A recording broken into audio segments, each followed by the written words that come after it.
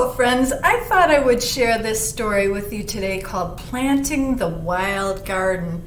Where we live here, we live in what used to be part of the Great Prairie.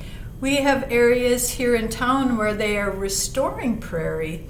And prairie or meadow areas are super important for our pollinators and birds and other animals that depend on seeds and for their food source. So this book shows how a lot of these wild areas get planted just naturally by animals or the wind or different means. Let's find out how it's different from planting our vegetable gardens, how this happens naturally due to those adaptations of seeds to travel through the breeze.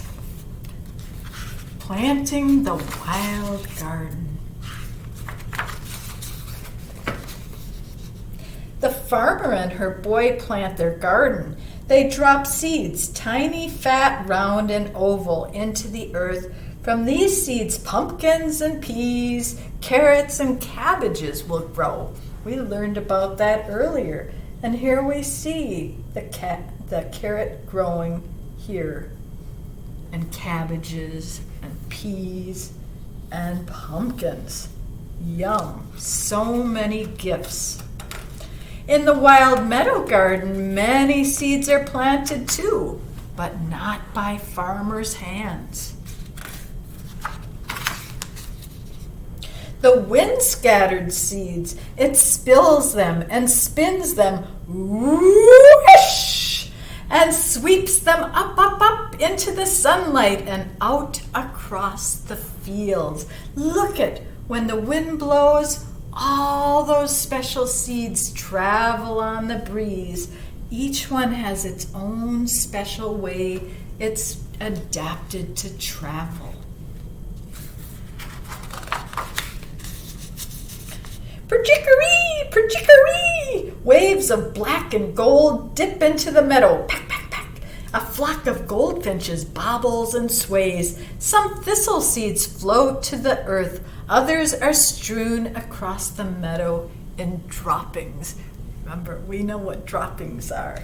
The birds eat the seeds and then they poop, and the seeds fall down and get replanted to grow new plants. Under the afternoon sun, the pods of the Scotch broom grow hot and dry. Snap, snap! Out pop their seeds like popcorn from a pan. Look at them. You can see them just shooting through the air. They land here, they end there, and snap over there where they will have more room to grow. Aww. Plip, plop, the rain patters on dusty leaves. Raindrops splash and splatter the dry earth, washing seeds to new places in the meadow. The stream carries seeds too. Gulp, gulp. Minnows dine on some. See, they eat the seeds floating on the water. Others lodge along the bank. Next spring, new pussy willow shoots will poke up through the mud.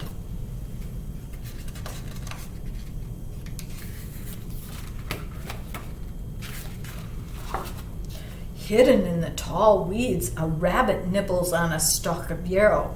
Now a nibble of grass. Nibble, nibble, hop. Nibble, nibble, hop. Another seed falls to the ground.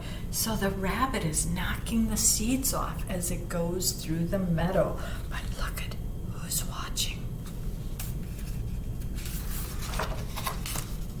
A hungry shadow watches. She slips past the tangle of cockleburs. She creeps through the Queen Anne's lace. Seeds catch onto her thick coat. They hook onto her white-tipped tail.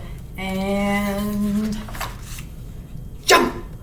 They fly off everywhere. That fox pounced. And when the rabbit jumped, the seeds fly everywhere.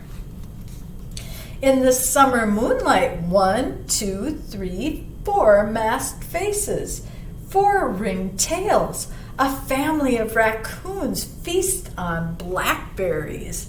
Chomp, chomp, chomp. When they amble home again, bits of berries and seeds go with them.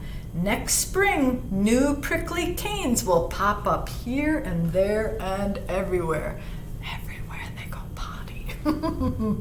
They'll plant new blackberry canes. And look at, they're taking shelter in this hollow log.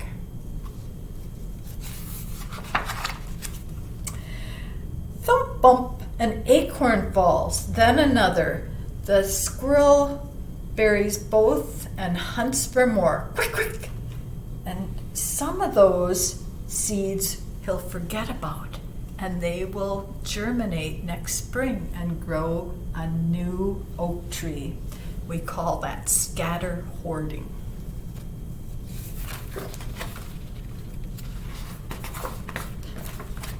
When winter comes, scratch, scratch, scratch, down through the snow he digs, one fat acorn, then another, plenty of food to last till spring.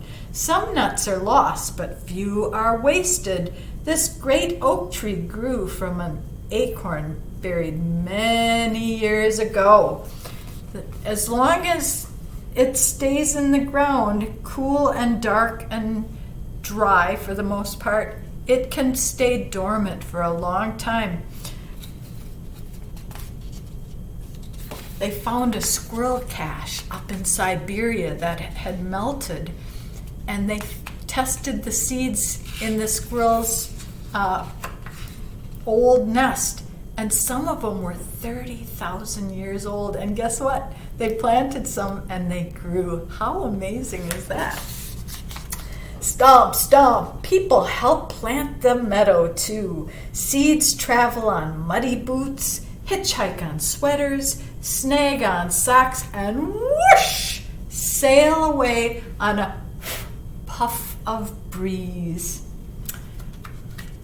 We plant lots of seeds without even knowing it. Seed by seed, we planted this wild meadow garden. Wind and water, birds and animals, plants and people, all of us together. All of us together replant and regreen our beautiful Mother Earth. The more green plants we have on Mother Earth, the healthier it is for our whole planet, because it helps to create fresh air, food, shelter, helps to keep the weather in balance. Regreening our planet is one of the most important things we can do. And when we plant things, we're providing for our pollinator pals who help the plants produce those seeds so we can keep regreening our planet. So we'll learn a lot about that this year and how important it is and how you can help too.